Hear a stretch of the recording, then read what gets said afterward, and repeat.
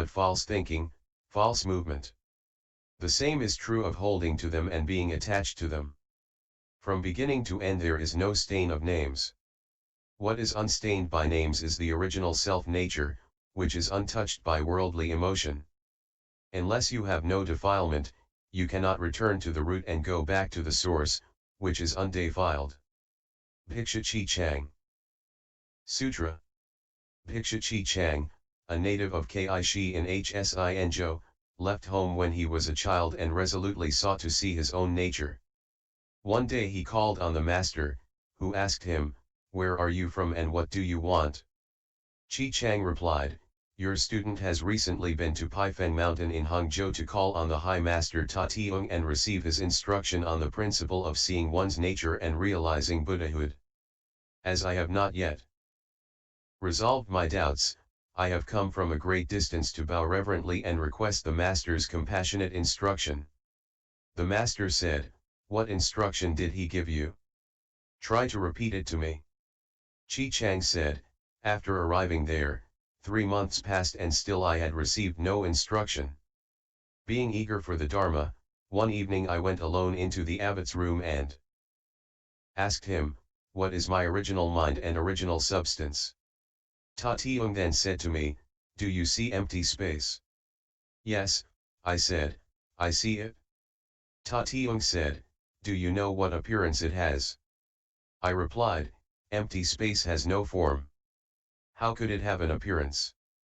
Ta Tiong said, 'Your original mind is just like empty space. To understand that nothing can be seen is called right seeing, to know that nothing can be known is called true knowing. There is nothing blue or yellow, long or short. Simply seeing the clear, pure original source, the perfect, bright enlightened substance, this is what is called seeing one's nature and realizing Buddhahood. It is also called the knowledge and vision of the Tathagata. Although I heard his instruction, I still do not understand and beg you, O Master, to instruct me." The Master said, "Your former Master's explanation still retains the concepts of knowing and seeing, and that is why you have not understood. Now, I will teach you with a verse. Not to see a single dharma still retains no seeing. Greatly resembling floating clouds covering the sun. Not to know a single dharma holds to empty knowing. Even as a lightning flash comes out of empty space. This knowing and seeing arise in an instant. When seen wrongly, can expedience be understood? If, in the space of a thought, you can know your own error, your own spiritual light will always be manifest." Commentary.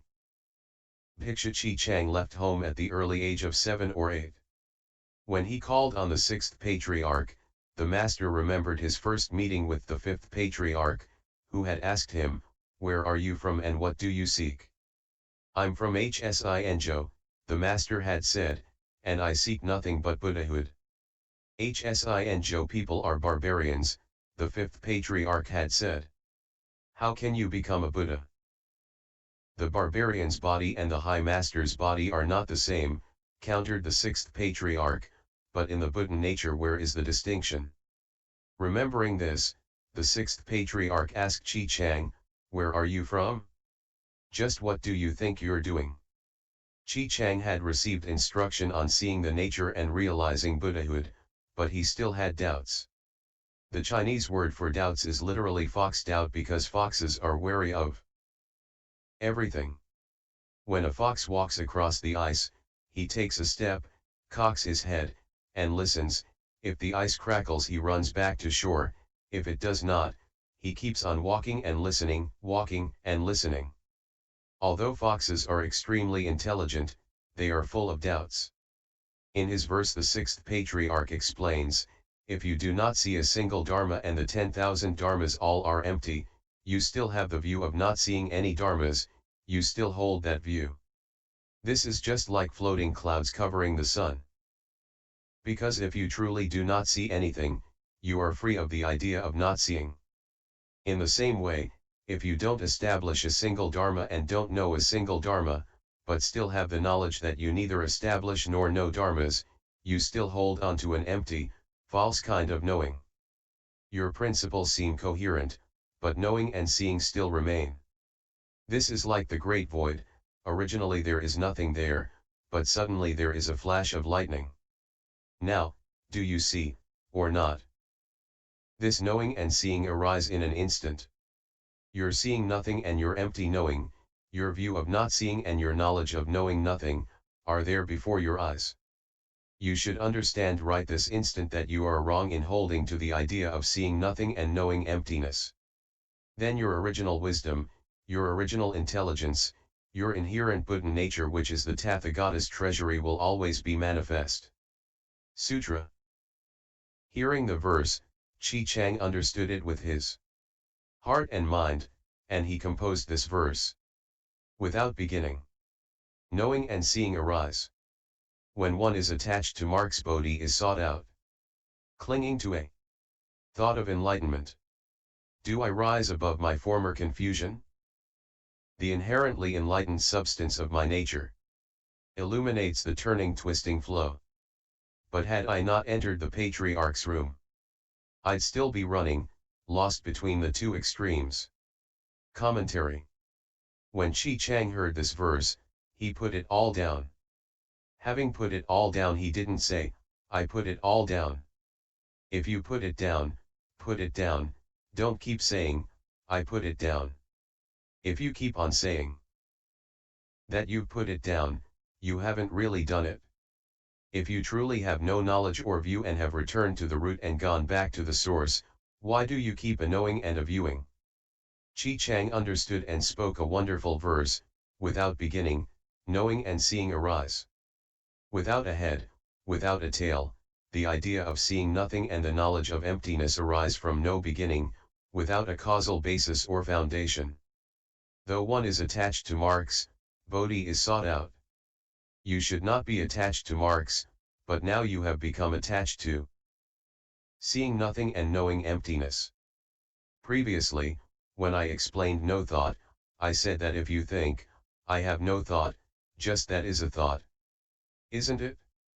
If you really are without thought, you are also without no thought. The concept of no thought is just another thought. In Chan, dhyana, meditation, when we reflect on the question, who is reciting the Buddha's name, we search for the who but don't find it, because basically there is no who. But people can't understand, and keep looking for a self, saying who. In your search, do not be attached to marks, do not be attached to the mark of self when you seek bodhi.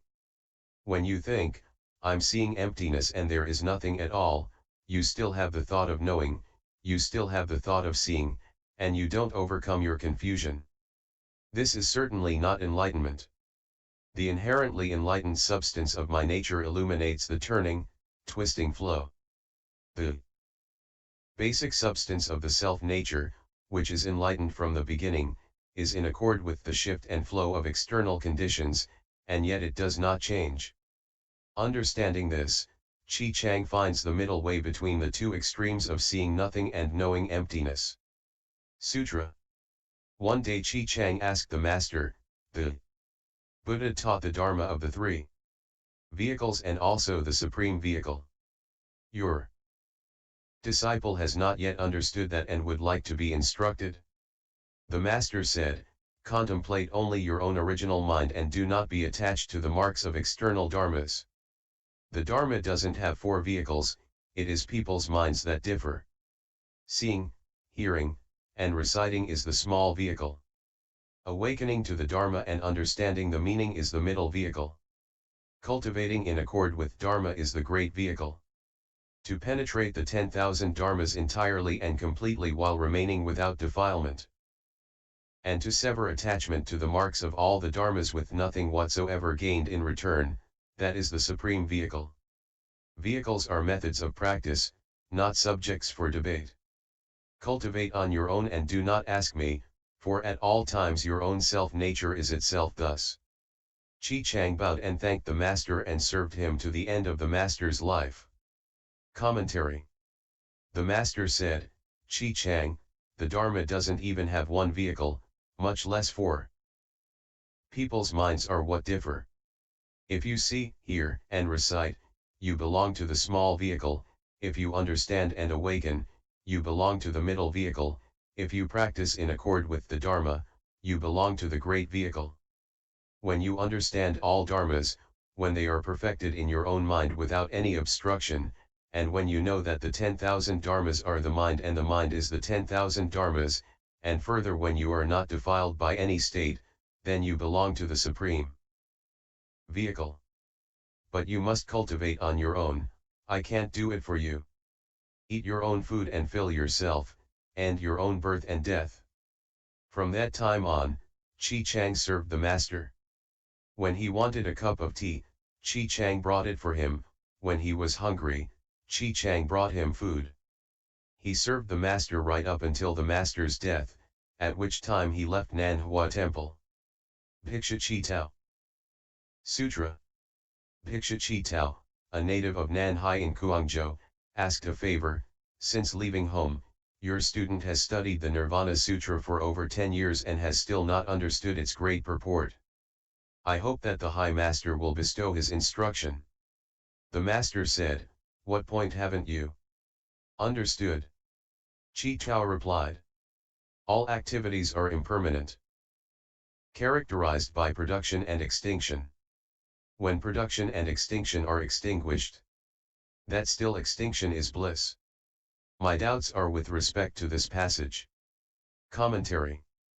Once in the past, during the period when Shakyamuni Buddha was cultivating to plant causes for the attainment of Buddhahood, he was a Brahmin.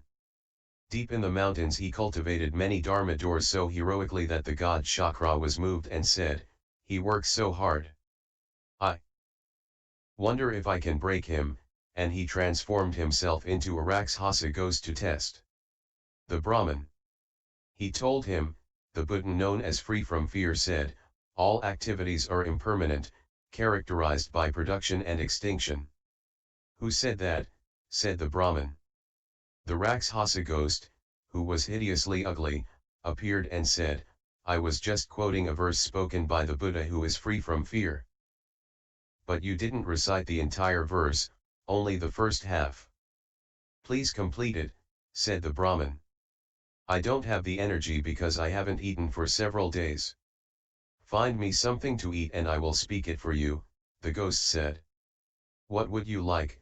Asked the Brahmin. I don't eat anything but fresh, warm, human meat, said the ghost.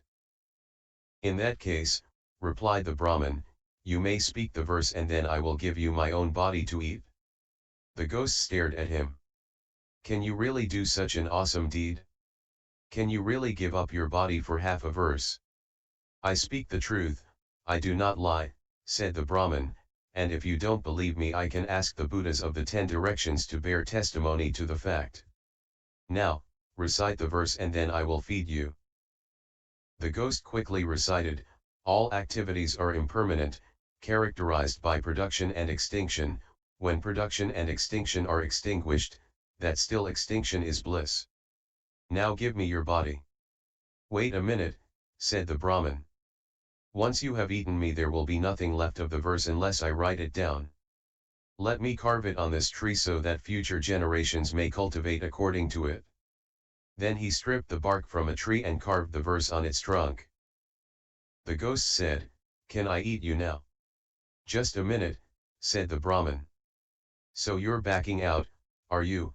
The ghost said. No, I'm not, said the Brahmin, but what I have written on the tree will eventually be worn away by the wind and rain.